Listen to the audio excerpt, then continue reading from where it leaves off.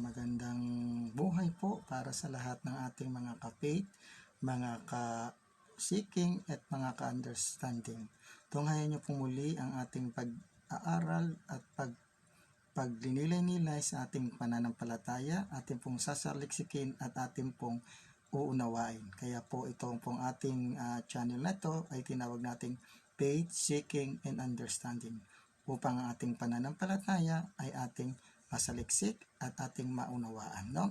Ang ating pong itatopic ngayon sa topic na ito ay ang bakit nagkaroon ng kanon ng mga banal na kasulatan ang simbahan natin. No? Bakit po? Ano po ang dahilan at nagkaroon yung ating mga council ng pagkakanon sa mga banal na kasulatan during that time? No? During that time po, ano po ang naging dahilan kung bakit nagkaroon ng canonization ng banal na kasulatan sa panahon ng mga early Christian? Tunghayan po ninyo ito at atin pong ibabahagi ito. Unang-una kung bakit po nagkaroon ng canon, dahil during that time po maraming mga umiiral na tinatawag nating mga Gnostic Gospel o yung tinatawag nating pseudepigrapha. No? Hindi lang po 4 na gospel ang umiiral during that time. Marami po, there are more than 50 gospel po na mamaya babasahin ko po kung ano po yung mga gospel na umiiral during that time na panahon ng mga early Christian church. Kaya po ang simbahan ay nag-decide at nagkaroon ng mga council upang piliin, tingnan ang tunay at authentic at original na mga kasulatan na nanggaling sa mga apostol. No? Meron po kasi silang tinatawag na rule of faith at saka meron silang tinatawag na oral and written tradition na mula sa mga apostoles na yun po ang kanilang naging batayan na ito ay galing sa mga apostol at ito ay inspired word of God. Dahil during that time po may mga kumukontra at kumakalaban na po sa mga early Christian church na kapag sila ay may writing, gumagawa din tong mga Gnostics na to para pang counter doon sa kanilang pinananampalatayaan upang guluhin at ibahin yung mga turo ng mga apostol patungkol po sa mga maling aral na mga Gnostic na lumabas during that time. Kaya tunghayan po ninyo at ating ihahayag kung bakit nagkaroon ng kanon ng mga banal na kasulatan at kung papaano nila pinili ang mga authentic at tunay na mga salita ng Diyos. No? Uulitin ko po sa inyo. Ginamit po nila yung kanilang rule of faith, kung ano po yung pinananampalatayaan ng mga early Christian that time na tinanggap nila sa mga apostol sa pamamagitan ng mga tradisyon at mga sulat o yung tinatawag nating handed down no na ibinigay sa kanila during that time. Yun po ang naging basihan ng mga early Christian para matukoy nila kung alin ang tunay at authentic na mga salita ng Diyos kinasihan sa pamamagitan ng kanilang mga rule of faith, mga oral and written tradition. No? So bago po tayo pumunta doon sa ating tatalakayin kung ano-ano ba yung mga tinatawag natin mga Gnostic Gospel o yung mga pseudepigrapha.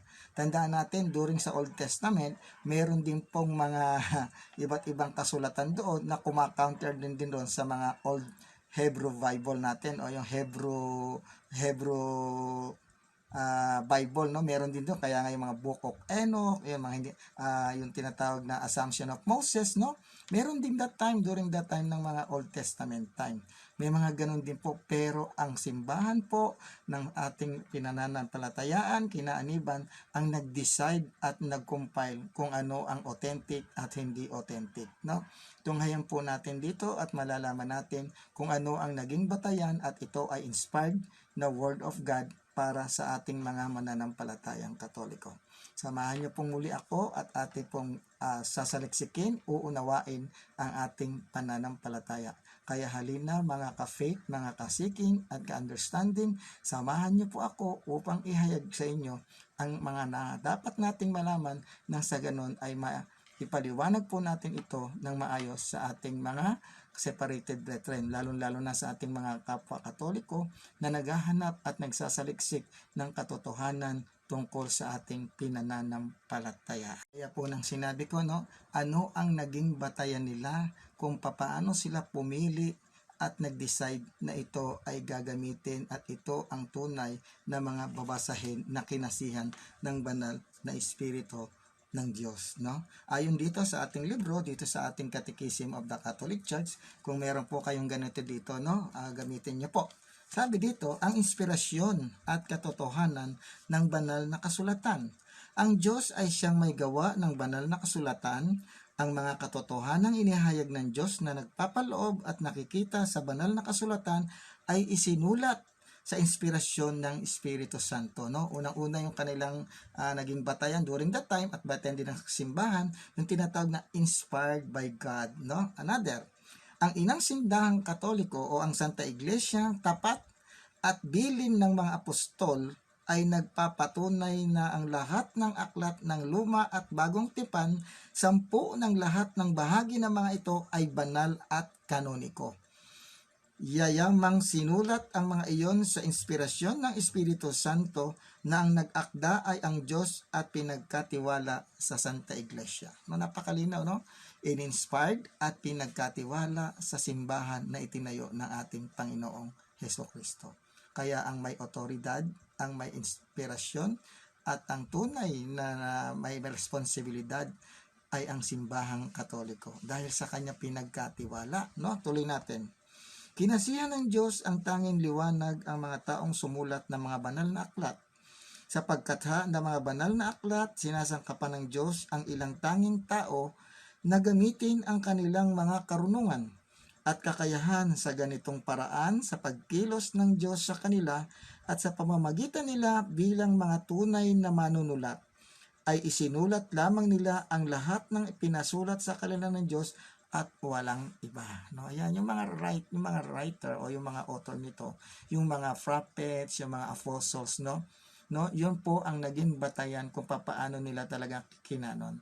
Actually, yung mga apostol po, syempre may mga disciple po. So ibinibigay nila doon sa mga follower nila kung ano yung mga nararapat na isulat, no? Kaya nga mayroong community ni Juan, community ni Marcos, community ni Lucas at community ni San Mateo, no? Sila po, no, yung mga disipulo po ang nagpatuloy na iniwan ng mga apostol, sabi nga doon sa 2 Thessalonians chapter 3 verse 16 at verse 3 verse 6 at sa 2 Thessalonians 2:15, no? Therefore, brethren, stand fast and hold the tradition which ye have been taught, whether by word or by our epistle. Panghawakan ninyo ang mga tradisyon na isinulat or aming isinabi sa inyo, no? Meron pong mga sinabi at mga isinulat ang mga apostol, kaya yun po ang kanilang naging batayan sa pagpili ng tunay at authentic na mga salita ng Diyos. Tuloy po natin. Ang mga aklat na inspirado ay nagtuturo ng katotohanan, no? Yung mga inspired ay nagtuturo ng katotohanan, no? Bakit po tinawag itong inspired? Dahil nga ito ay inspired by the Holy Spirit at ang Espiritu Santo ang nagdidikta doon sa author ng banal na kasulatan, no? Mga authentic daw dapat, no? Nagtuturo ng katotohanan, yayamang ang lahat ng sinabi ng mga banal na manunulat ay pinasusulat ng Espiritu Santo. Maliwanag na ang banal na aklat ay matatawag na nagtuturo ng tapat at walang mali ng katotohanan na pinasulat ng Diyos sa mga aklat na banal para sa ating kaligtasan, no? Sa mga apostles po nila sinasabi. Tuloy natin. Gayunman, ang pananampalatayang Kristiyano ay hindi isang relihiyon ng aklat. Ang Kristyanismo ay ang relihiyon ng salita ng Diyos at sa isang salitang sinulat at pipi kundi sa berbong nagkatawang tao at buhay, no? Upang ang kasulatan ay huwag maging salitang patay. Kailangan na si Kristo ay walang hanggang salita ng Diyos sa pamamagitan ng Espiritu Santo ay buksan ang tingdiwa sa pag-unawa ng mga iyon, no? Kaya nga po yung tinalakay natin, meron tayong magisterium, meron tayong oral tradition, at meron tayong tinatawag na sacred scripture, no? Okay. Ang Espiritu Santo dapat ay nagpapaliwanag nito, hindi po yung ating tinatawag na self-interpretation, no? Ano pa ang sinasabi tungkol dito? Yan ang mga batayan kung bakit ang simbahan ay nagkaroon ng canonization upang sabihin at upang alamin kung ano yung mga tunay at tumpak na mga salita na. So, yun po yung ating yun po yung ating mga inspired. Ano pa ang sabi? Inspirasyong biblical. Kinasihan ang banal na kasulatan sa isang natatanging paraan, hindi lamang kagaya ng pagka-inspirado ng isang pintor o manunulat sa pagguhit o pagsulat. Bagkus nangangahulugan ito na ang banal at canonical o maalinsunod sa batas ng mga aklat na mga matatanda ng bagong tipan sa kabuuan nito, at ang lahat ng bahagi ay sinulat sa ilalim ng inspirasyon ng Espiritu Santo. So doon natin nakikita na ang mga sinulat ng mga early Christian church, lalo na yung mga apostles, no, kinakailangan daw po ay pinapatnubayan ng Espiritu Santo, no. Pero yung mga lumitaw po na Gnostic Gospel, mga pseudepigrapha, no, yun po ay hindi po mga non-canonical books o non-canonical gospel, no. Ihahayag po natin kung ano po ibig sabihin ng pseudepigrapha para maintindihan natin na tanging ito lamang pong mga nasa nilalaman ng ating banal na kasulatan ang tunay na kinanon ng simbahang iniwan ng ating Panginoong Hesukristo. Bukod doon, wala na pong iba. Okay. Tuloy po natin. No? Ang sabi dito, ang kanon ng banal na kasulatan. Dahil sa mga pagtatalo, yan, nakita ng simbahan ang pangangailangan na gumawa ng isang tahasang listahan, isang kanon ng mga aklat na tunay na kinasihan ng Diyos, at sa kanya naman ang Diyos ang kanilang may akda. Nahahati ang kanon ng kasulatan sa mga aklat na isinulat bago pa nabuhay si Jesus, ang matandang tipan, at yaong sinulat pagkatapos ng pag-akyat niya sa langit, yung tinatawag nating bagong tipan. Sa pamnubay ng Espiritu Santo, itinakda ng simbahan ang mga kasinasihan at pamantayang mga aklat ng bagong tipan. Sino raw po yung nag-ano ng kanon? Ang simbahan, no, ng pamantayan o yung tinatawag nating measuring rod, no. Sabi dito, batay sa kanilang mga pinagmulan na itinuturing na apostoliko ang pagkakaayon ng mga ito sa mahalagang mensahe ng Ebanghelyo at sa palagiang gamit ng mga ito sa liturhiya ng simbahan. Paglipas ng mahabang pag-unlad, tinanggap ng simbahan bilang kinasihang banal at canonical ang 46 na aklat na mga matandang tipan at 27 aklat ng bagong tipan na matatagpuan natin sa Bibliang Katoliko. No? Yun po ang nagpatibay at nagpili kung ano-ano ang mga kanon na dapat nating tanggapin na naayon sa mga inihayag ko pong mga konsilyo dito, no. Dahil bakit nagkaroon ng mga pagpili ng mga banal na kasulatan?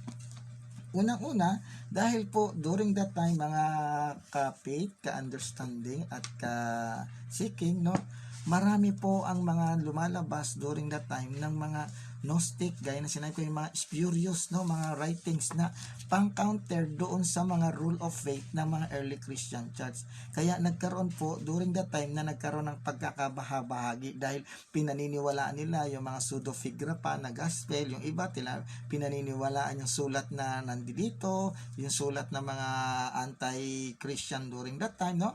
Kaya nag-decide ang simbahang Katoliko kung ano yung mga authentic na dapat gamitin sa loob ng simbahan na tinayo ng ating Panginoon. Marami po, no? Tatalakayin at sasabihin po natin dito kung ano-ano yung mga nireject na mga simbahan na maraming mga 50 gospels during that time, no? At ito ay tinawag nilang pseudepigrapha dahil naglalaman ito ng mga katuruan na hindi galing sa mga apostol at hindi galing sa batayan ng pananampalataya ng mga early Christian church during that time, no? Ano-ano ba iyon, no? Tungayan po ninyo dito sa ating babasahin na mga passage dito, no? Even si Marcion, even yung mga Abianites, yung mga Canaanites, may sarili silang mga kanon ng Biblia o ng mga kasulatan, no? Kaya nagkaroon doon ng kanya-kanya ang bawat mga community that time ng mga simbahan, may sarili silang ginagamit na mga kasulatan, no?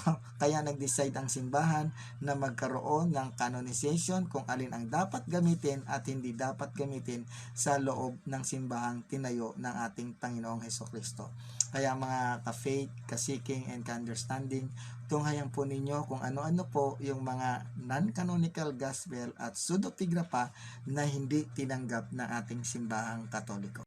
paano ito kinounter ng ating mga obispo at ng mga tagapagtanggol ng mga Kristiyano during that time, no? Yung mga pseudo figura pa na sinasabi ko at mga non-canonical gospel o yung tinatawag nating Gnostic gospel. Narito po, ito ngayon po ninyo. How did the bishop and apologists of the mainstream church counter this rival version of Christianity, apart from simply trying to show them to be inconsistent and laughable, no? Na paano nila kinounter, kasi yung ibang mga kasulatan doon katawa-tawa, kumbaga sa yung tinatawag natin sa salitang pangkanto, yung mga kwentong barbero ang mga nilalaman, kumbaga mga spurious na mga nakasulat doon kung paano nila to kinounter, kung paano nila to ni-reject, no? First of all, ganito po ang kanilang ginawa, no? They argue from Jewish scripture, but this did not get that very far. Marcion reject their authority, no? Itong si Marcion, isa rin tong herehiya, no? Heretiko po ito, na mayroon siyang sariling kanon ng kanyang mga banal na kasulatan. Tandaan natin, galing tinto, isa rin tong miyembro ng simbahang Katoliko tong si Marcion, no? Meron siyang sariling kanon ng banal na kasulatan.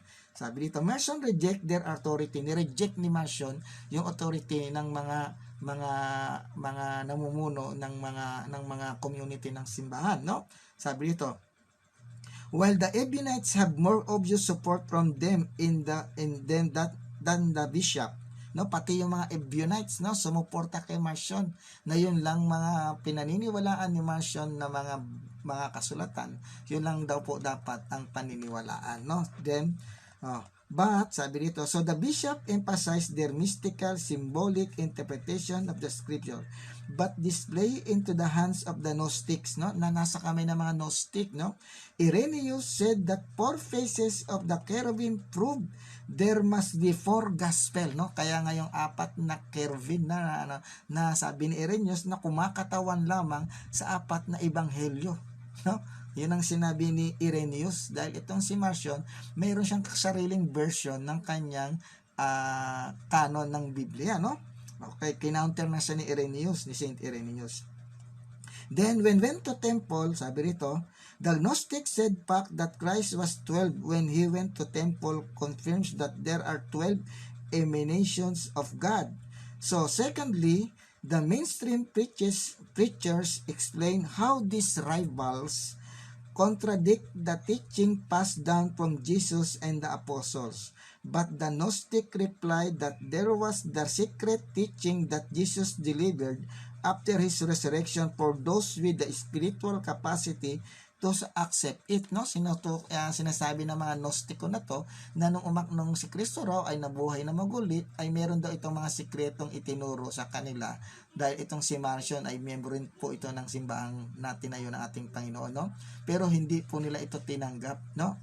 Sabi rito, while Marcion and the Ebionites said that the bishop had corrupted Jesus' teaching either by adding or subtracting Judaism, no? Pinagbintangan naman ito ni Marcion at ng mga Ebionites Christian na ang mga obispo daw yung nag-corrupt ng mga katuruan at mga nag-subtract, na nagtanggal dun sa mga aral ng mga Judaismo. Kasi yun na lang ang pinaniniwalaan ng mga Ebionites Christian at lalo-lalo na si Marcion. Okay. So now the gospel and letters of the apostles came into their own as documentary evidence of what they had taught, but which gospel and which letter? The Ebionites reject the works of Paul, no? Pati yung mga ginawa, yung mga epistles ni Paul, epistles ni Saint Peter, nila yan, no? Pinagtatanggal ng mga Ebionites yan, no? Na-reject nila yan, even Marcion, no?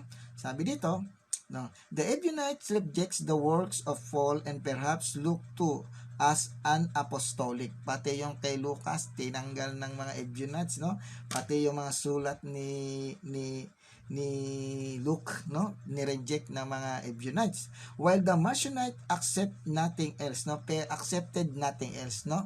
Yung mga Marcionites, hindi nila tinanggap yun. Doon lang sila nakabase doon sa canon na ibinibigay sa kanila at inuturo sa kanila ni Marcion, no? Kaya during the time, yung Ebionites, mayroon sariling canon at basihan sa banal na kasulatan. Ganon din tong si Marcion. Okay, no? Tuloy natin. Moreover, sabi rito, moreover, the Gnostics soon followed by the Ebionites. Ayan. So, yung iba nagpumalo at sumunod doon sa mga sinasabi na mga Ebionites Christian, no? So, while the Marcion sabi dito, the writings of the Marcionites accepted nothing else. Moreover, the Gnostics, soon followed by Ebionites, had a rapidly expanding collection of writing that all also claimed to be by the apostles, na pinakakalat na mga Marcionite, even ang mga Ebionites, na yun daw ay tinanggap nila sa mga apostol, no? Yung kanilang mga sinasabi, no? Na yun lang daw ang dapat paniwalaan dahil yun lang daw ang tinanggap nila ayon sa mga Ebionites Christian, had a rapidly expanding collection of writing that also claimed to be by apostles. Many allegedly apostolic writings were emerging the scene to support mainstream Christianity too, but were of dubious origin, no? Maraming sinasabi na ito raw ay galing sa mga apostol, galing sa mga sinulat na mga apostol natin pa, pero ang mga nilalaman ay kaduda-duda at hindi mga authentic o original, no? Kaya gaya po ng binasa natin, nagkaroon po ng canonization during that time, no? Yung ating mga iba't ibang council na binasa na natin doon sa ating nakaraang topic. Tuloy po natin. And so it was that the bishop had to follow Marcion's example and draw a line between those writings that embodied the teaching of Christ and the apostle with all the authority of Holy Scriptures. Ayan na, nag-uumpisa na silang mangolekta na kung alin talaga yung Holy Scripture na sumusunod sa mga turo ng mga apostol, lalo-lalo na sa mga katuruan ng ating Panginoong Hesukristo. And those that did not, in the other words, to create the New Testament, it was not too easy task, no? Hindi madaling trabaho yun. Bakit? Dahil during that time, nagkalat yung mga pseudo-figrapa at Gnostic gospel at nagkanya-kanya silang claim na yun daw ay mga authentic, yun daw ang dapat paniwalaan, yun daw ay galing sa mga apostol, no? Hindi po ganong kadaling na paniwala yung tunay na simbahang itinayo ng ating Panginoong Hesukristo. The core texts were obvious, 4 Gospel, Acts, and 13 letters of Paul, but there was bewildering range of other letters and visions said to be from Peter, John, James, Thomas, Barnabas, and so on, with no central authority or forum for debate and decision. Nagkaroon na sila ng pagtatalo-talo, pagdidebate kung ano talaga yung mga authentic na tinuro ng mga apostol at ng mga ng ating Panginoon Kristo na mga tinanggap ng mga early Christian church. Sabi dito, the churches decided for themselves, and so for the possible future, different churches would have different Bibles. Ayan, no? Kung ano-ano na yung mga ginagamit ng mga early Christian time, no? Na nagkaroon na sila ng merong naniwala kay Marians, may naniwala sa mga Ebionites Christian, may naniwala dun sa mga Gnostic Gospels, no? Nagkaroon na sila ng iba't ibang different Bibles kung ano yung mga ginagamit nilang aral doon sa mga community na kanilang kinabibilangan. Sabi nito, a list of books accepted by the Church of Rome. Ito na, no? In the 2nd century has mostly survived, as well as the Gospel. Acts and Paul's letter, it includes 1st and 2nd John, Jude, and Revelation, omitting up to 5 books that were eventually included in the New Testament. Then adding to them the wisdom of Solomon and the Apocalypse of Peter, it was gradual process over centuries by which the churches reached final agreement. European ones being reluctant to accept Hebrews, no? And the East long retaining suspicious about Revelation. But most local barriers had been ironed out by the 6th century. Yan, nagkaroon na sila ng kanikanyang mga, kung ano yung kinano ni Marcion, kinano ng mga Ebionites, kinano ng kung sino-sino mga pinuno ng mga community churches during that time. If the diffuse of the 2nd century were the making of the New Testament canon, they were also the making of the bishop. Ignatius had argued that avoiding heresy required obedience to the bishop, no? Para daw maiwasan yung pagkakaroon ng mga heretic na katuruan, dapat daw sumunod doon sa mga obispo, dahil ang mga obispo, yun yung tinatawag na overseers, na siyang magtuturo sa kanila ng tama at dapat, no? Bakit? Sapagkat sila po ay may mga authority at sila po yung mga tinatawag nating successors ni San Pedro, no? Kaya sabi niyo ni San Ignatius, no? And the hubbub of conferring gospel throughout the century affirmed his point. a conflicting version of Christianity. So, where on offer there had to be someone which Christian could trust to tell them which was true and original, no? Nagkaroon na sila ng mga pagpupulong para sabihin sa mga Kristiyano kung ano yung talagang trust, kapani-paniwala, yung makatotohanan at yung original, sabi doon, no? And the bishop, custodian of the message publicly taught by church leaders since Christ, no? Kaya ang sabi ni San Ignacio, dapat doon tayo sa bishop sumangguni kung ano talaga ang authentic, kung ano yung trust, at kung ano yung original na mga dapat nating malaman doon sa mga taglay-taglay nilang mga kasulatan, no? During that time, umiiral po ang maraming mga Gnostic gospel at yung mga tinatawag nating pseudepigrapha. Kaya nagkakaroon ng division yung mga paniniwala nitong mga early Christian church, no? Kaya ang ginawa ng simbahan, nag-decide na kung ano talaga ang tunay at authentic na mga canon ng banal na kasulatan, no? Okay, binasa ko po yung kanina, no? Ang simbahan ng ating Panginoong Diyos ang may otoridad na nagkanon at nagdeklara kung ano ang dapat itong paniwalaan o hindi. Tuloy natin. Was clearly the best vet, sabi dito, no? The bishop, custodian of the message publicly taught by church leaders since Christ, was clearly the best vet, as Irenaeus told Gnostic opponents. Ino-oppose nila San Ireneo at ni San Ignacio, yung mga eretiko na nagpupursige at tanggapin yung mga non-canonical gospel na naglalaman ng tinatawag nating mga laughable at dubious na mga katuruan daw kuno na kinuha at binigay sa kanila ng mga apostol na natanggap sa ating Panginoong Hesukristo. Sabi dito, if the apostle had known hidden mysteries which they taught, the perfect in private and in secret, they should have committed them to those to whom they entrusted the churches. Yes, dapat itinuturo sa simbahan. Sabi nga, he drew up historical list of the bishop of various churches, showing that they could trace their succession and in unbroken lines back to the apostles, no? Dapat meron daw succession doon sa mga apostol, no? Saan lang matatagpuan yon? Wala pong iba kung hindi po ang simbahang Katoliko. No, doon natin nakita na sabi, no? He drew up historical list of the bishop of various churches, showing that they could trace their succession in unbroken lines back to the apostles. Doon natin makikita na talagang ang may otoridad, ang may responsibilidad sa pagkakanon ng banal na kasulatan, walang iba kundi ang simbahang Katoliko. Irenaeus also saw that should bishop ever disagree, there needed to be one with final authority. The greatest and oldest church, a church known to all men, which was founded and established at Rome by the most renewed apostles Peter and Paul. Every church, the faithful everywhere must agree with the church at Rome, no? Doon sila naniwala doon sa mga church na nandoon sa Rome, na kung saan itinayo ni Apostol San Pablo at ni San Pedro. Dahil yun po ang pinaka headquarters during that time ng mga Kristiyano, no?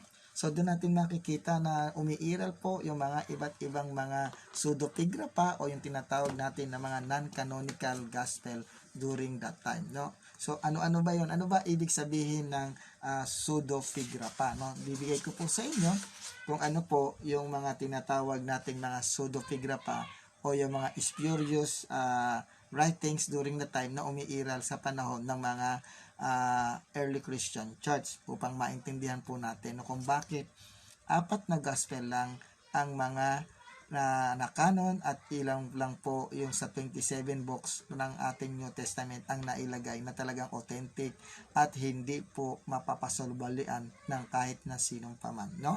Tunghayan po natin ito mga So, ano ba yung nature yung sinasabi kong pseudepigrapha? Sabi ito, the nature of the pseudepigrapha during the first few centuries, numerous books of a fanciful and heretical nature arose that are neither genuine nor variable as a whole, no? Hindi talaga genuine yun, no? Ito ay fanciful at heretical ang nilalaman nito. Kaya ito ay nireject ng mga ng ating simbahang Katoliko at ng mga kaobispuhan during that time. sabi rito, Eusebius of Caesarea called this totally absurd and impious. No, tinawag ito ni Saint Eusebius, no, ng Caesarea na ito ay totally absurd and impious. No, yung mga pseudepigrapha na lumitaw na mga non-canonical gospel o yung tinatawag nating pseudepigrapha o yung Gnostic gospel. Virtually no Orthodox father, canon or council consider this book to be canonical. No, wala talaga nagsabi. Even nga ang mga Orthodox fathers, canon or council, na ito ay kinukonsider na canon, no? And so far as the church is concerned, they are primarily of historical value, no? These books indicate the heretical teaching of Gnostic, Docetic, and ascetic groups, no? Yun ay naglalaman ng mga heretical teaching na mga Gnosticos, na mga Docetism, at ng tinatawag na asceticism that groups. Kaya during that time, ang pag-iral ng simbahang Katoliko may kaakibat na ng mga heretiko na umuusig during that time, no? Iniiba nila yung mga katuruan at aral na ibinigay ng ating Panginoon Jesucristo sa mga apostol. Kaya sila sumulat ng mga ganon. Gusto nila na yung pananampalataya ng mga Kristiyano ay magkagulo-gulo, no? So, sabi nga ng ating Panginoon Jesucristo, ang pagbaba ng Espiritu Santo na siya magtuturo sa inyo ng pawang katotohanan, no? Kaya nga ang Bible natin ay inspired word of God. Turing natin. These books indicate heretical teaching, sabi nga, as well as the exaggerated fancy of religious lore in the early church, no?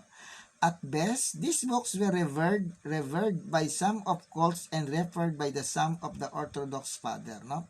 Yung iba ginagamit na mga kulto at yung iba ay yung mga ibang mga Orthodox Church Father, no? Nire-respeto din nila ito, no? But they were never, sabi nila, considered canonical by the mainstream of Christianity, no? Nire-respect nila dahil ito ay during that time nagkakarespetuhan sila, pero hindi nila to kino-consider as canonical during that time ng mga early Christian church. Ano ba yung mga pseudepigrapha na yan? Kung ayan po natin, no? Take note. Dito nyo po malalaman kung ano-ano yung mga pseudepigrapha na mga gospel na sinasabi ko po. Malalaman natin kung ano-ano po yan. Yung tinatawag na Gospel of Thomas, no? Actually, wala pong sinulat na gospel si Thomas, no? Early 2nd century. The Gospel of Thomas was known to Hippolytus, Origen, Cyril of Jerusalem, and Irenaeus. There were at least two versions of this collection of sayings. One of which shows Gnostic influence, no? May mga Gnostic influence, no? Like other accounts of the infancy of Christ, the Gospel of Thomas contain fanciful story, alleged childhood miracles of Jesus. Yan ang content, kaya hindi nila tinanggap yan, no? Susunod, yung tinatawag nating the Gospel of Ebionites. 2nd century to, wala na yung mga apostol nung ito lumitaw. This work was noted by the Epiphanius in the refutation of all heresies, no? During the time ng 4th century, no? Ni-reject din ito, no? The Ebionites were a Jewish sect of Christians. Yan, kapag sinabi pong Ebionites, ibig sabihin yung mga mahihirap, no? Mga poor Christian, Ebion sa salitang Hebrew, Ebionites, okay, no? Were a Jewish sect of Christian who stressed the law of Moses, denied the deity of Christ, no? And are said to have accepted only one gospel. Isang gospel lang yung tinatanggap nila at dinidine nila yung pagiging Diyos ng ating Panginoong Hesukristo. They were vegetarians and reject the idea that John the Baptist ate locusts, claiming John was baptizing, and there went out into him Pharisees and were baptized, and all Jerusalem. And John had a raiment of camel's hair and leather girded about his loins, and his meat was wild honey. Wherefore the taste of the manna as a cake dipped in oil. No, yun na nire-reject nila yun, no? So, yun po yung mga pinaniniwalaan ng mga Ebionites Christian. Ito naman yung the Gospel of Peter, no? 2nd century na, no? Origen, Eusebius, and Theodoret all refer to this pseudepigrapha gospel. Only fragments of it have been preserved, no? Eusebius identified it as a docetic, no, gawa pala ito ng mga docetic, no, yung mga doceticism na na ginamit nila ito para guluhin yung tunay na church na itinayo ng ating Panginoon, no, which means it denied the true humanity of Christ, no. Yan yung mga doceticism, no, gumawa sila ng sarili lang tinatawag na Gospel of Peter para raw mapaniwala na si Kristo, na hindi tunay na humanity of Christ during that time. No, gumawa sila, no, na ginamit nila yung pangalan ni Peter, pero hindi po mismo si Peter yung sumulat. The Gospel of Peter teaches several things that fail to concur with the New Testament. That includes the following example. The Pilate was guiltless for the death of Jesus, and only the Jews were inspirable for it. Second, that Jesus felt no pain when crucified, and they brought two malefactors and crucified the Lord in the midst between them. But he held his place as if the left felt no pain. 3. That Jesus referred to the Father as my power, and the Lord called out and cried, My power, O Father, thou hast forsaken me. 4. That Jesus' brothers and sisters were from a first marriage of Joseph, a view long held by Roman Catholic scholar. In addition, the Gospel of Peter contains an embellished account of the resurrection of Jesus which assert that. Yun ang nalalaman nun. Kaya hindi tinanggap ng simbahang Katoliko yung mga Gospel na pseudepigrapha na ito. Another, yung tinatawag na Proto-Evangelion of James, no? Ito po ay nasulat noong late 2nd century. This book is mentioned by Clement of Alexandria, Origen, and many other early fathers. Only one manuscript copy is preserved in the Bodmer Papyrus collection at Oxford University. It is characterized by a particular devotion to Mary. Among in many features are the following, no? Doon, no, yung Proto-Evangelium of Mary, no? Bakit na dahil ang naglalaman ito ng devotion sa mahal na birhen, pero bakit hindi ito tinanggap ng simbahang Katoliko? Dahil meron tayo mga Marian dogmas na pumapabor dito sa Proto-Evangelium of James, pero bakit hindi tinanggap? Gaya nga ng sinabi natin, kaduda-duda at katatawa-tawa yung panulat na ginawa nitong Proto-Evangelium of James. Okay. Yun namang the Gospel of Hebrew, nung 2nd century din ito lumitaw, no? The Gospel of the Hebrews is a false Gnostic Gospel, no? That was known as to Irenaeus, Clement of Alexandria, Origen, Eusebius, and Jerome. It was mistakenly believed by some that this was the original Hebrew version of the Gospel of Matthew, which many believe to have been written prior to the Greek version. According to Irenaeus, it was used by the Ebionites to exalt the Old Testament law and repudiated the Apostle Paul. Some claim this gospel was the same as the gospel of the Ebionites, no? But the two have significant difference, including the similar accounts of the baptism of Christ. Yan. Doon nila nakikita, no, nung inaral ito ng mga magkakanon ng ating mga konsilyo, doon nila nakita kung paano ito ay kaduda-duda, katawa-tawa, very spurious, at hindi dapat paniwalaan na ito ay sulat at galing sa ating Panginoon at turo ng mga apostol, no? The Gospel of Egyptians, ayan, 2nd century. This spurious gospel is mentioned by Clement of Alexandria and Origen. It survives in only a few fragments. Like most of the pseudepigrapha gospel, the Gospel of Egyptians is heretical. It purports that Jesus showed his disciples that the same person was Father, Son, and Holy Spirit. No? Ito yung naglalaman ng tinatawag nating oneness o yung tinatawag nating patripasyanism na ginamit ni Savelius, no? Itong Gospel of Egyptians, no? Ito po, kaya hindi po ito tinanggap dahil ayon dito sa Gospel of Jesus na si Kristo rin, yung Ama at yung Anak, yun din daw yun na iisa, no? Kaya di-reject. Dito po galing yung mga aral na yung tinatawag natin ang oneness na si Kristo, Ama at Espiritu Santo ay isa lang, no? Dito po galing yun, no? Sa spurious gospels ng Gospel of Egyptians, no? The Gospel of Philip. Ayan, meron pa. The Gospel of Philip, 2nd century din. This is agnostic gospel known only by one citation until the 4th-5th century. Manuscript was found in the Gnostic Library of Nag Hammadi, Egypt noong 1945. No? It narrates the manner of ascent of a soul through 7 successive spheres at hostile powers, planetary archons. Its expression resemble to the Neoplatonic philosophers, yung tinatawag nilang a disciple of Plotinus, no? Galing ito doon sa disipulo ni Plato, no? Ni Plato si Porphyry nung 232 AD. Ayan. Who was fellow classmate of Origen. It contains some non-canonical saying of Christ, such as a disciple one day asked the Lord about something worldly. He replied, "Ask the mother and shall give you strange things." No, ayan, naglalaman po ito, no. Yung Gospel of Phillips ay galing po ito, at ito po ay Neoplatonic philosopher Porphyry during that time, at ito ay disciple ni Plotinus, ni Plato. Okay. The Book of Thomas the Athlete. Ito naman. The Gnostic-like gospel containing an alleged dialogue of Jesus and Thomas that occurred between the resurrection and ascension. Baka dito kinuha yung nakamali daw si Thomas, no? Baka dito nila pinulot yun, no? This book contains condemnation of the flesh, womanhood, sexuality, and promises of a future rest in the kingdom of heaven. It begins the secret words spoken by the Savior to Judas, Thomas, and which I have written down. I, Matthew, heard them while they spoke together. Ayan, no? Ito po, no? Yung The Book of Thomas the Athlete, no? Ito po ay hindi tinanggap ng simbahan. Baka ito yung naglalaman na nagulat si Thomas, kasi sabi, no? The book contains condemnation of the flesh, no?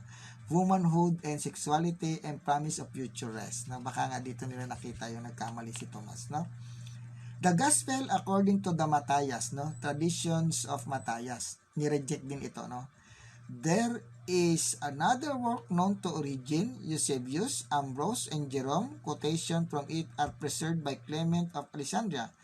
Wonder of what is present. Number 2, strive with the flesh and misuse it, without yielding to it any way to unbridled lust, but to increase the soul through faith and knowledge. Again, there is a Gnostic influence manifest, no?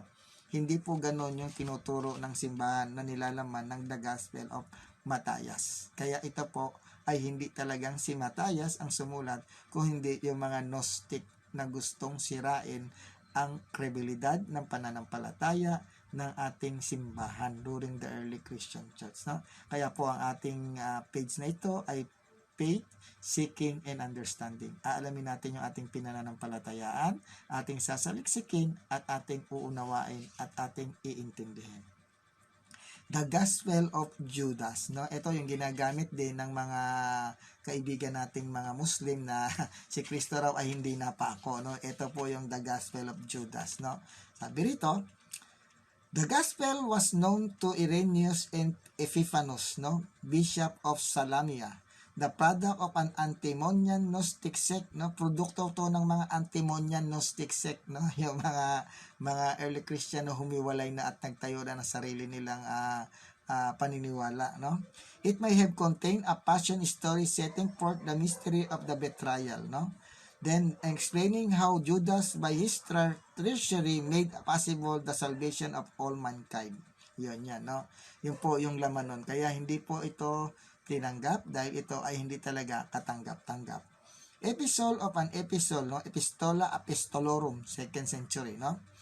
Unknown before a Coptic text was found in Cairo in 1895. This present a dialogue between Christ and 11 disciples after the resurrection. Henek summarized it contains as follow, no? Nandoon sinamarize ni Henek yung mga nilalaman nito, no? Kung ano yung heretical teaching na nilalaman ng epistles of epistles, no? Apostles, epistle of the apostles, no? Kung ano yung nilalaman nito, no? Dito po matutunghayan ninyo kung bakit hindi tinanggap yung epistola Apostola, no? Yung tinatawag sa Epistola Apostolorum, kung bakit ito hindi tinanggap ng mga simbahang Katoliko at ito ay tunay na nireject. Ano po ang nilalaman nito? Ito po yung nilalaman nito. He entered into womb of Mary in the disguise of the angel Gabriel. After this resurrection, also he sent his power in the form of Gabriel to free Peter from the prison for the night. The reality of Christ's body is strongly maintained against Cerinthus and Simon, whom the apostle warned against. But at the same time, the unity of the Son and the Father is so strongly emphasized that one could justifiable speak of identity. During church descent, he took on in each of the heavenly spheres the form of the angel residing there, in order to teach the earth without being recognized, also described as the ascension of Isaiah. As the Logos took on real flesh and also after the resurrection appeared to his disciple with flesh that can be felt, so the Peter as well as Thomas can put his finger into the nail prints of his hand. So to will his redeemed rise again in the flesh, a garment will not pass away. Christ was also proclaimed the message of salvation in the underworld, no? Na si San Gabriel naman dito, no, parang ganito po yung mga tinuturo ng ating mga kaibigang mga JW, no. Nasa form naman ito ni Anghel Gabriel daw si Jesus sa pumasok doon sa sinapupunan ng mahal na Birheng Maria, no. Hindi po ganoon ang turo ng mga apostol during that time, kaya ni-reject po nila ito, no. So iyan po ay mga ilan sa mga pseudepigrapha gospel na hindi isinama dahil ito ay kaduda-duda, katawa-tawa at hindi ka panipaniwala. Okay. The Apocryphon of John, no? Ito naman. This is a pseudepigraphal post-resurrection dialogue between disciple and revealer who says, ganito ang nilalaman, I am Father, I am Mother, I am the Son. Dito po kumuha yung tinatawag nating born again Christian na nakabase doon sa Korea, no, yung merong God the Mother. Dito po nila kinuha yun, the Apocryphon of John, no, na tinuturo nila. Dito po nila kinuha yun, no. Sabi rito, I am the certainly, sabi, I am the Father, I am the Mother, I am the Son, I am the eternally existing, the unmixable, since there is some who mingles himself with him.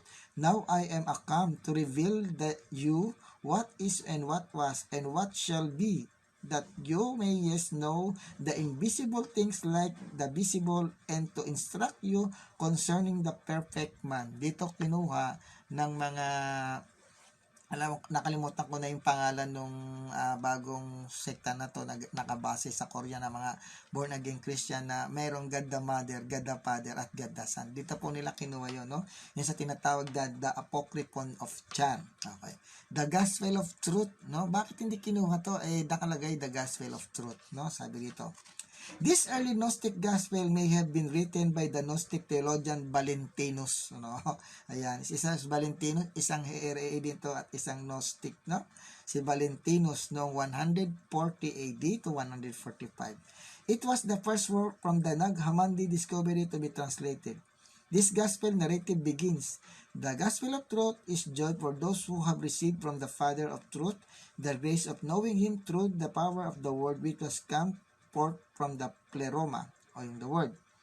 The basic theme is found in the words, this ignorance concerning the Father produced anguish and terror, and the anguish became dense like a mist so that no one could see.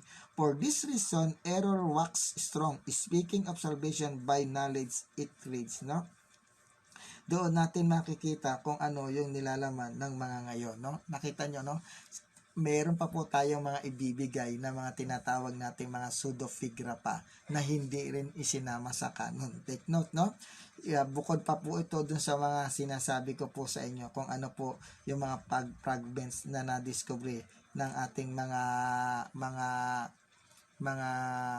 archaeologists at yung iba mga talagang umiiral during that time na ginagamit ng mga early Christian na mga Gnostic na humiwalay na sa ating simbahang Katoliko, no, at nagpakalat ng mga maling impormasyon na sinasabi nilang ito daw mga pananampalataya nila ay nakabase daw sa turo, tradisyon ng mga apostol at ng ating Panginoong Jesucristo. Pero hindi po. Dahil kung yung mga sinulat na yon ay nakabase sa turo at nakabase sa mga apostolic tradition at mayroon pong rule of faith ng mga early Christian, hindi po sana yon i-reject ng ating simbahang Katoliko. No? Ito po ang mga ilan sa kanila. Yung tinatawag na isolated saying of the Lord. No, wala pong ganyan yan. Pero yan po ay pseudepigrapha. No? Okay, next, yung papyrus fragments of pseudepigrapha gospel. Yung unang-una, the unknown gospel of synoptic type. Yung tinatawag na Oxyrhynchus papyrus, no? Then yung unknown gospel with Johannine elements, no?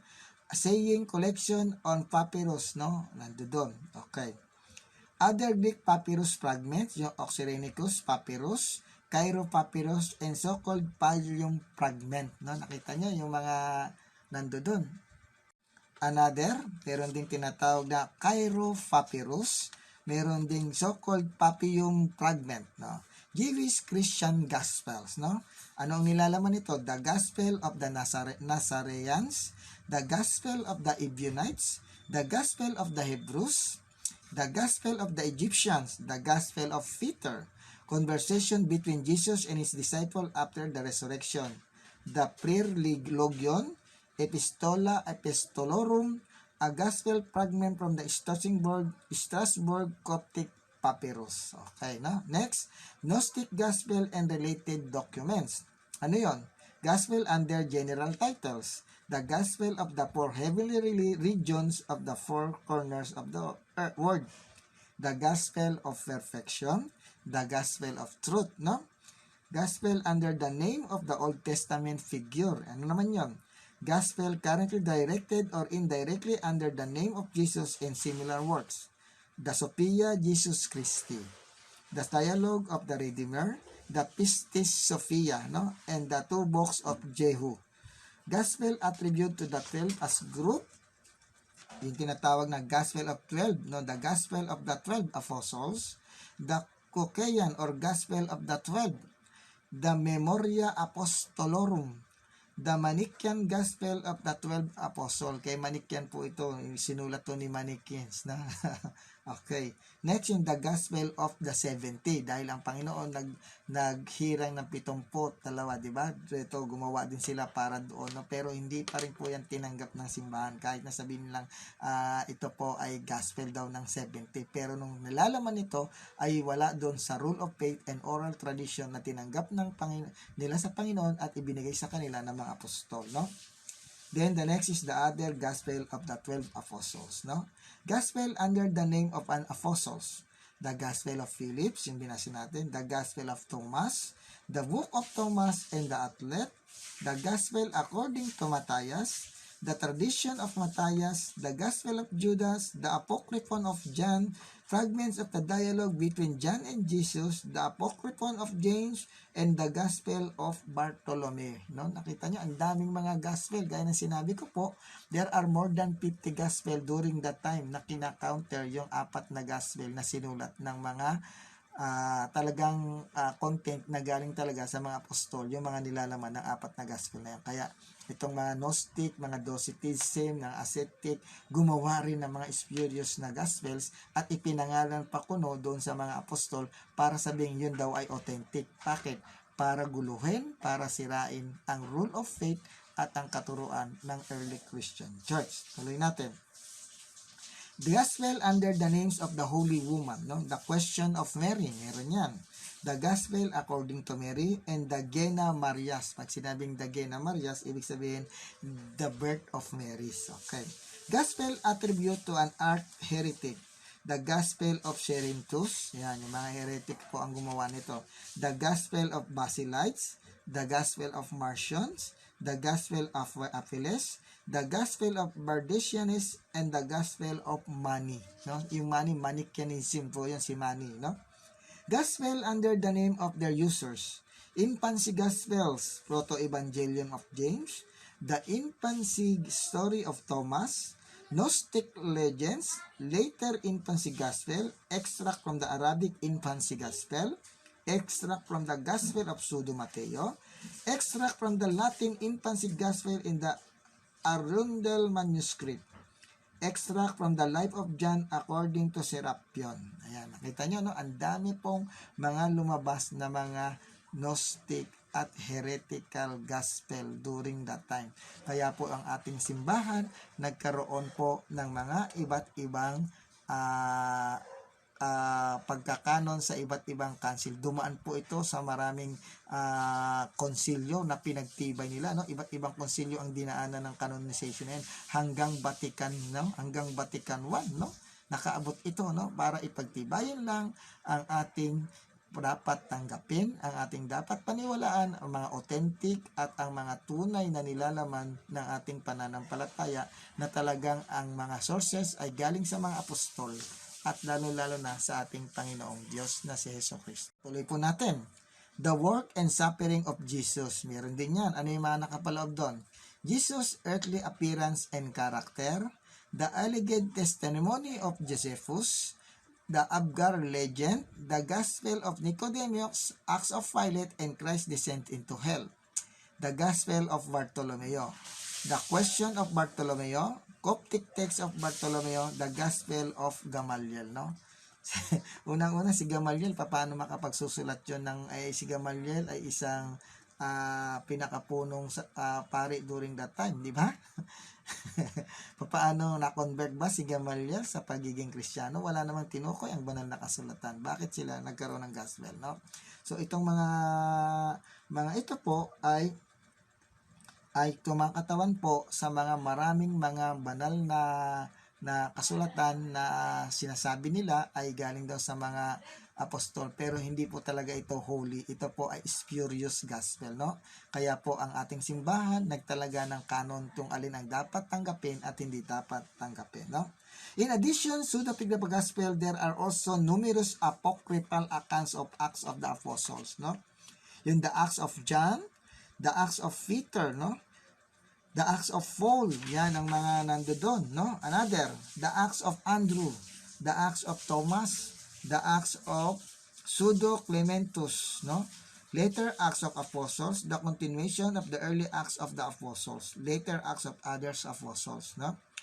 Epistola, yung epistle, yung mga apostolic pseudepigrapha, no? Ito po, the Kerygma Petro, the Kerygmata Petro, the epistle to the Laodiceans, the apocryphal correspondence between Seneca and Paul, no? Yung Paul and Seneca na nandoon, yung minsan kinukuha na natin ng nilalaman, no? Next, tinatawag na the Pseudo Titus epistle. Ano naman yung mga pseudo na apocalypse, pseudepigrapha? Apocalyptic in early Christian introduction, the ascension of Isaiah, the apocalypse of Peter, apocalyptic prophecy of the early church, the fifth and the sixth book,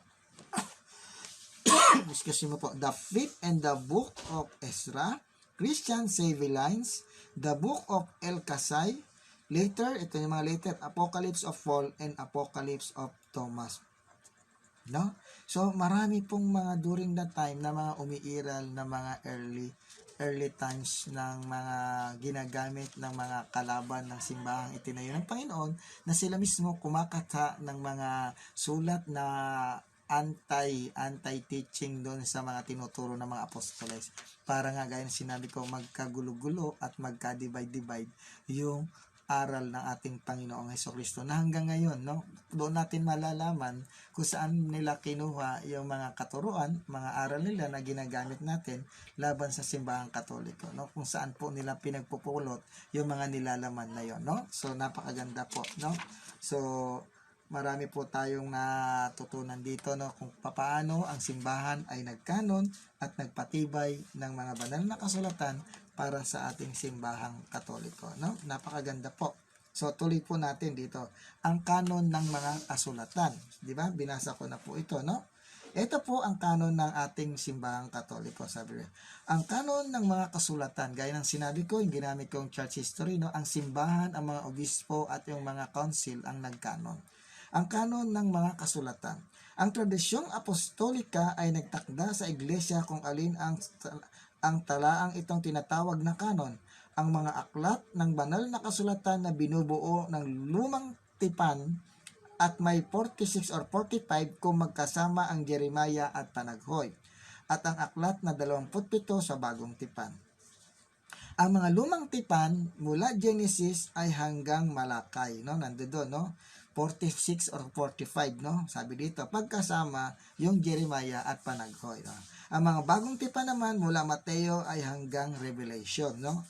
Ang lumang tipan, ito po yung pagkakaano ng ating simbahan, no? Gaya nga ng church history na binasa natin, na ang simbahan at ang mga obispo ang nagpili kung alin ang authentic at tunay na dapat paniwalaan ng mamamayang Kristiyanong sumusunod sa tulay na mga aral ng ating Panginoong Jesucristo, no? Ano ba yung pagkakaano nila sa lumang tipan? Tunghayan po natin. Ito po ang kanilang sinabi.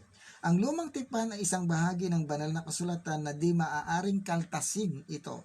Dito, ang mga aklat nito na kinasihan ng tanging liwanag ng Diyos ay lubhang mahalaga sapagkat ang lumang tipan ay hindi pinawalang bisa. Sa katunayan, ang ekonomiya ng lumang tipan ay ihanda ang pagdating ni Kristo, mananakop ng sanlibutan, kahit na naglalaman ng mga bagay na kulang sa lumipas. Ang mga aklat ng lumang tipan ay nagbibigay ng katibayan sa pagtuturo, pagmamahal at pagliligtas ng Diyos sa tao. Kinapapalooban ng mga matatayag. So tuloy po natin, no? Sabi. Kinapapalooban ng mga matatayag na aral ng Diyos ang kanyang pagliligtas sa tao. Naglalaman din ng mga kayamanan ng panalangin at matatagpuan ang ministeryo ng ating kaligtasan. Ang lumang tipan ay iginagalang ng mga Kristiyano bilang tunay na salita ng Diyos. Sa simula't mula pa, mahigpit na pinututulan ng Iglesia ang panukalang itabi ang lumang tipan na di umano'y tinanggihan ng bagong tipan ng mga Martianismo, no? Ito yung binasa natin na nire-reject ito ng mga Martian, no? Tinayaw na tanggapin ito ng mga Martian. Even yung iba, tinatanggap ng Ebionites, yung iba hindi. Ang bagong tipan.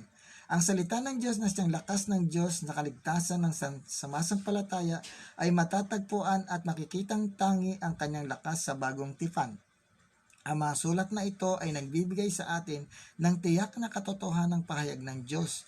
Ang pangunahing layunin ay si Jesucristo, ang anak ng Diyos na nagkatawang tao, ang kanyang mga gawain, mga aral, paghihirap at kaluwalhatian, kasama dito ang simula ng Iglesia sa patnubay ng Espiritu Santo. Ayan, no? Ang mga ebanghelyo ay puso ng buong banal na kasulatan, sapagkat saksing pangunahin ng buhay at aral ng salita na nagkatawang tao ang ating mananakop.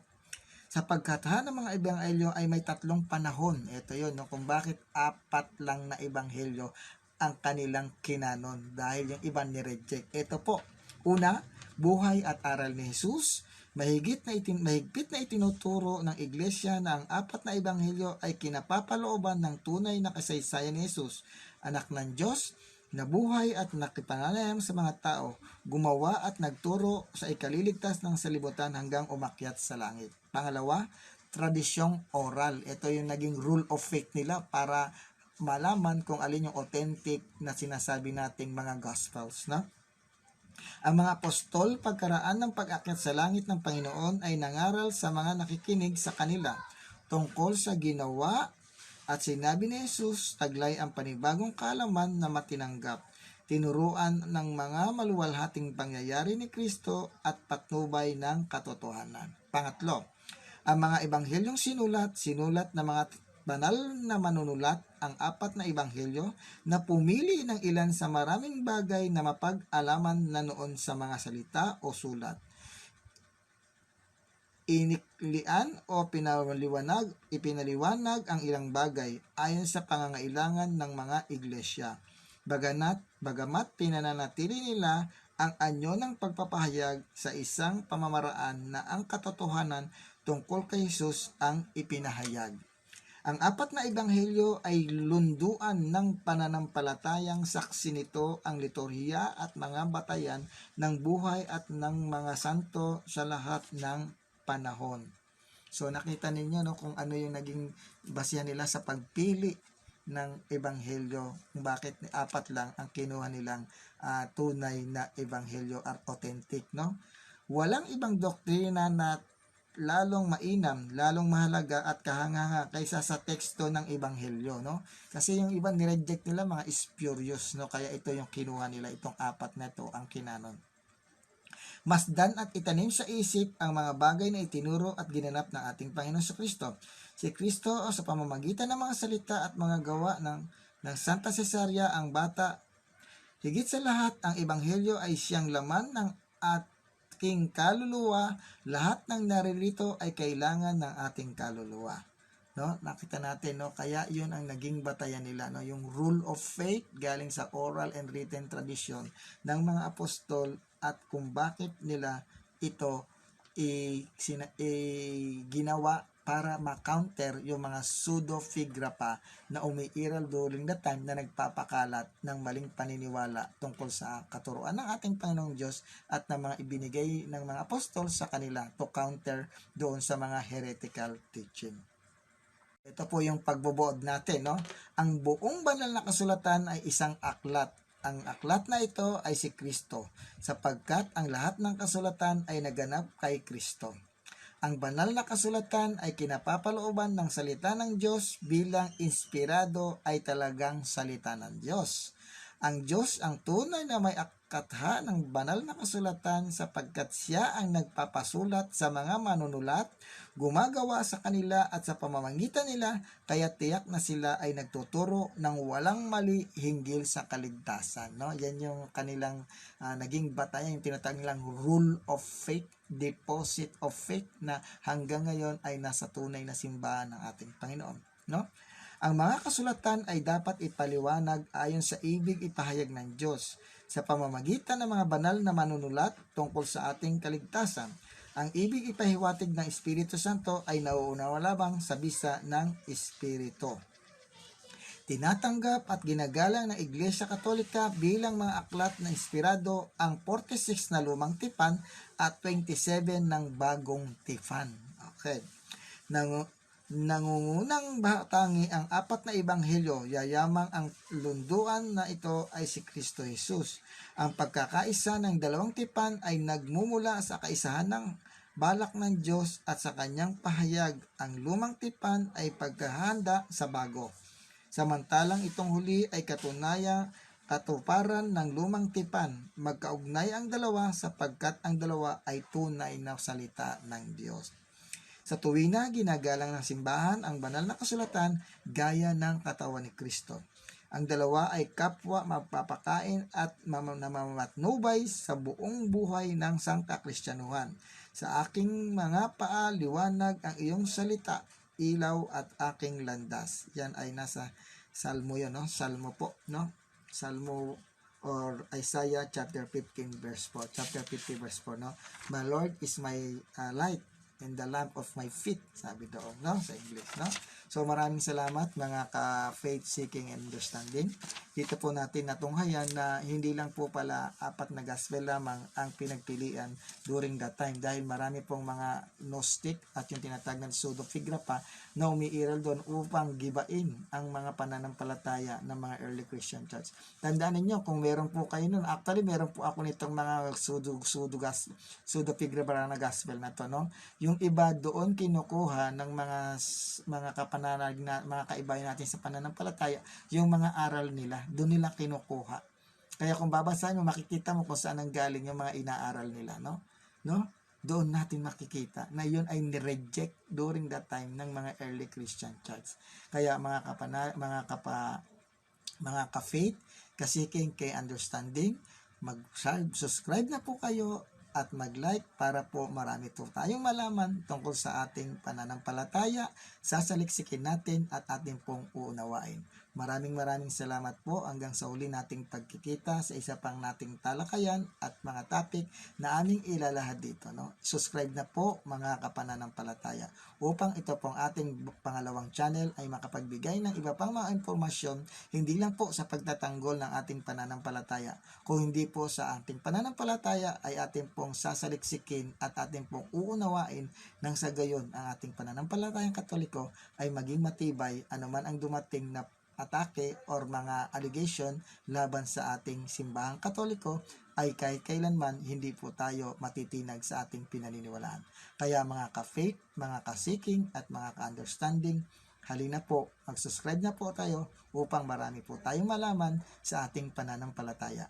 Faith, pananampalataya, Seeking, pagsasaliksik, paghahanap, and understanding ay yung tinatawag nating unawain natin. Kung ikaw ay mananampalatayang Kristiyano, sasaliksikin mo po ito, at kung ito ay yung sinaliksik, dapat mo po itong unawain. Salamat po at maraming salamat.